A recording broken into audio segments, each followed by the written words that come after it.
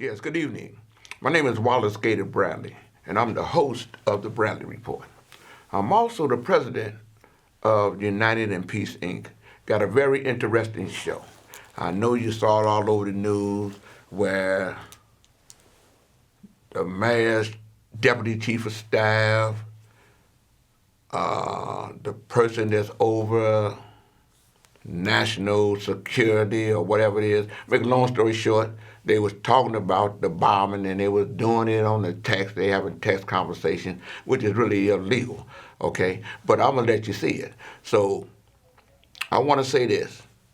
The issues brought on to this show is presented to me to bring onto the show to you by none other than the chairman of United in Peace, Inc., because this show is presented by United in Peace, Inc., and that's Dr. Terry Marsh Bradley. And as you know, I'm Dr. Gator. So without further ado, let's go to work, Amani.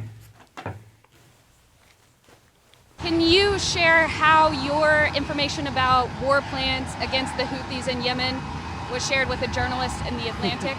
And were those details classified?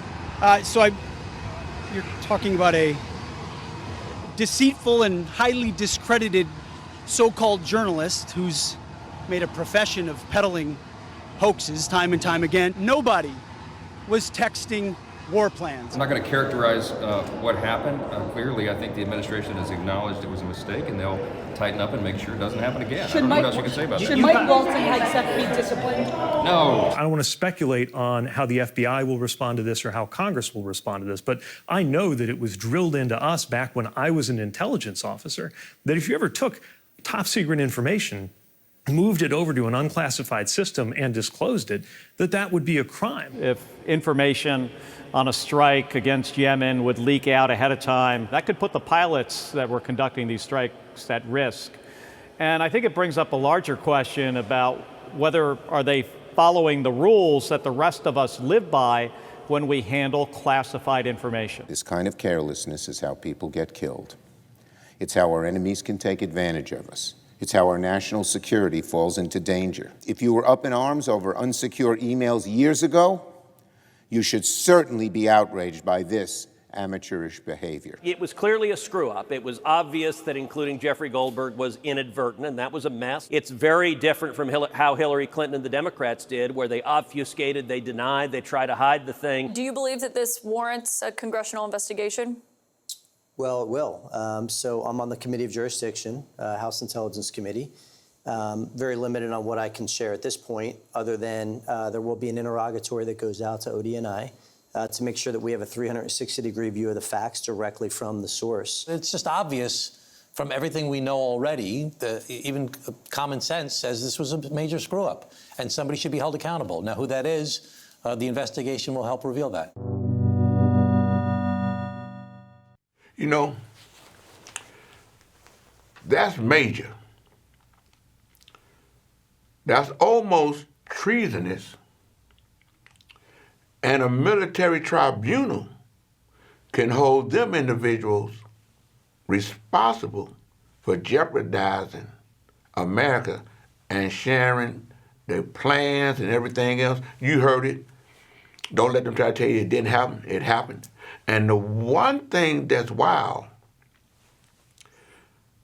the guy that was in Russia that was representing the United States government, meeting with Putin, was in on the text. You heard him, okay? There's a lot gonna come out of that. But what's so wild? They say, well, who's gonna prosecute him? Well, the Attorney General is beholden to Trump, not to the Constitution, not to America. You know what I mean? All I can say is what I've been saying. Ain't nothing new. You read the books of Samuel, you're gonna see what is happening. It's happening now. And they're gonna implode because they're doing too much. Because the man really thinks he's the king. And his sidekick, Elon Musk, feel that he's God or something. It's going crazy. But You know, politics is local.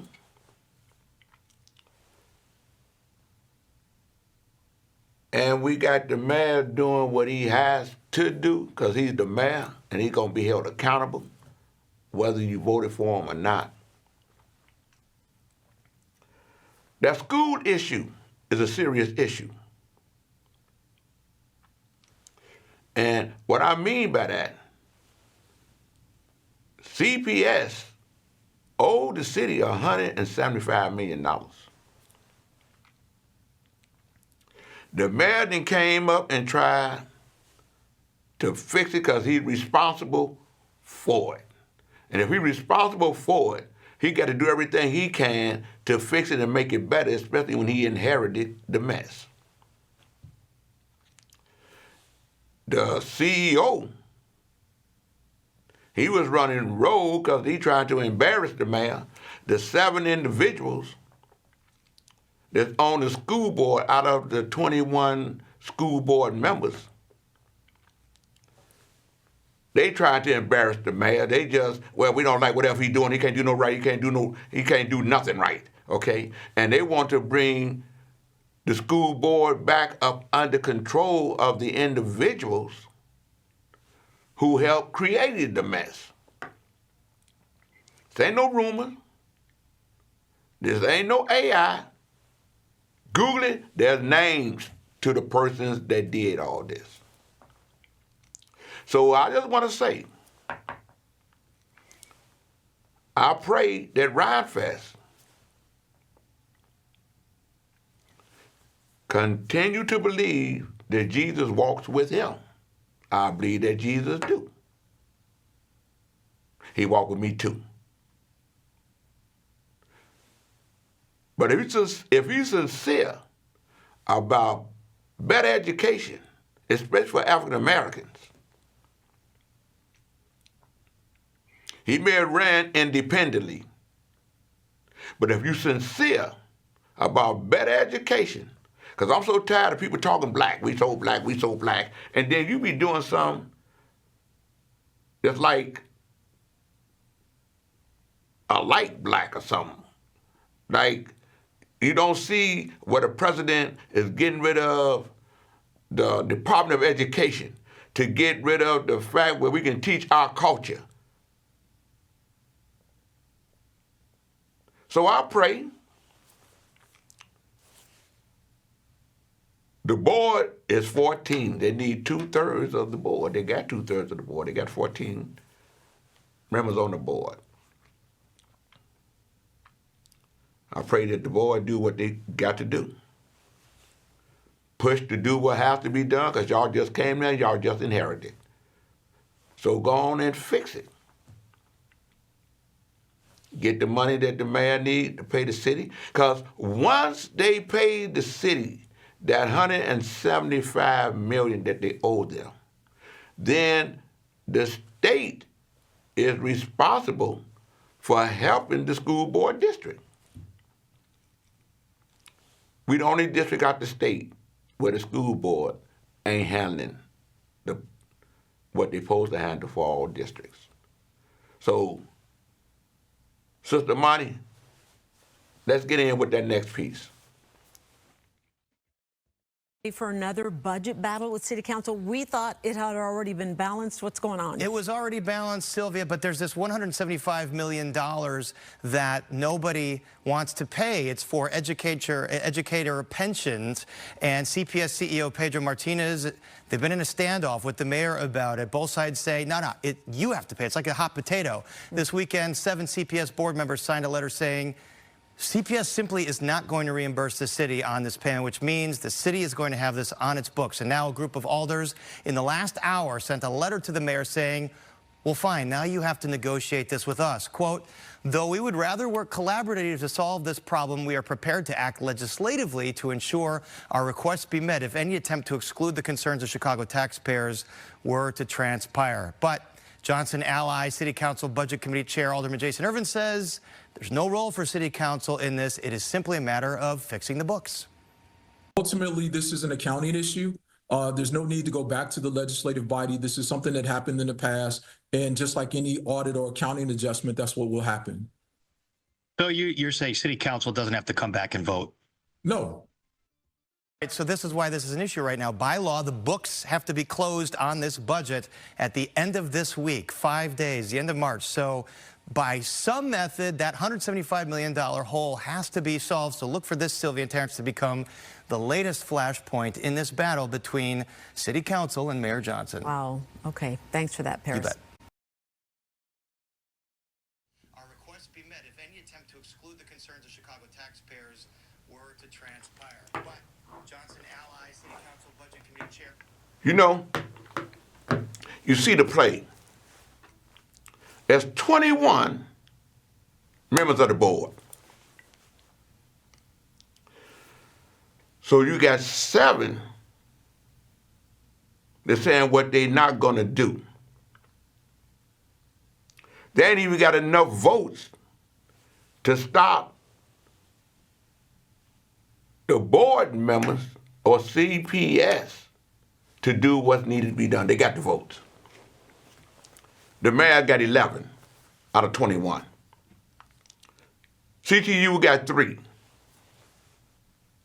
That's 14. So Ryan Fest is with the 7. I don't know. Don't understand it, really. And then those alters, they are the ones that's behind the 7 members and the CEO that's creating the noise. It's all noise, because it's gonna come down to the vote. Mayor gonna win. Those aldermen and alderwomen, they was with Paul Vallis, they was against the mayor, okay? They trying to run 5 or 6 other MAGA individuals against the mayor. And one thing I want to tell the city of Chicago, if you think it's crazy in Washington, D.C. with Elon Musk and those MAGA people, it's going to be pure hell in Chicago. So don't get caught up, don't get tricked. Those few aldermen that signed that letter, if it was to come down to the vote, they definitely would not be a part of the 26 that's going to vote for the mayor, because they're not trying to create a hole in the budget.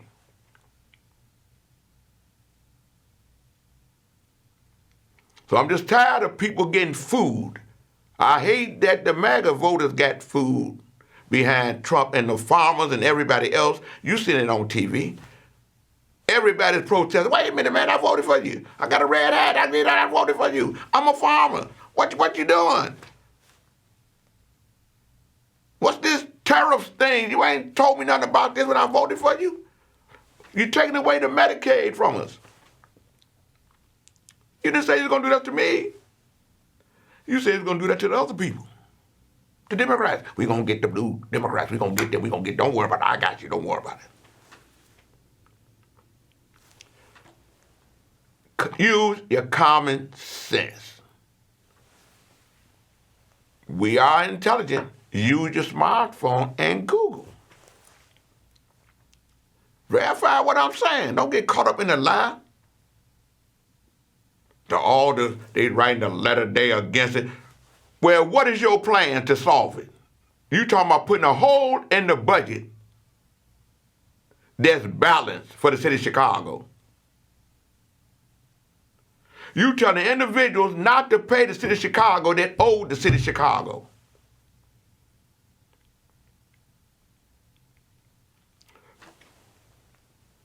We got to use our common sense. Mayor, stand fast in your resolve. The 26 voters that you got that understand what this whole thing is about, stand strong, because you got to protect the city of Chicago.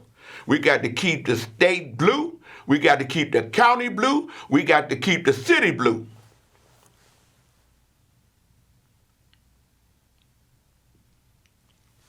He talking about better education for all children, whether your parents voted for him or not.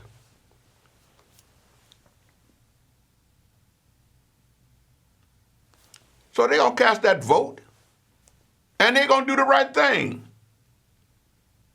Do the right thing. Cast the vote. You elected body.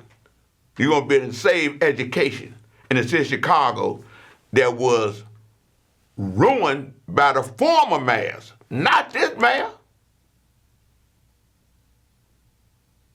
who happened to be a part of the public education piece.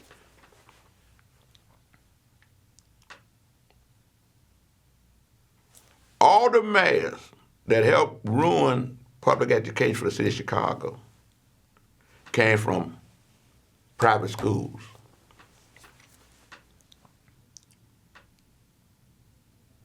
Two, maybe three of the mayors came from De La Salle.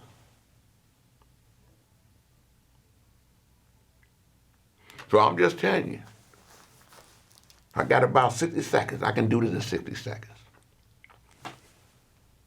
Stand with the mayor, stand with your aldermen that want to get the school system right. Stand to make sure it don't be a school teacher strike. Continue to stay prayerful. Love your friends, love your neighbors, because you don't know what's going to happen tomorrow. Without that, I want to say to God be the glory. That's Gator's story. Brandon is better.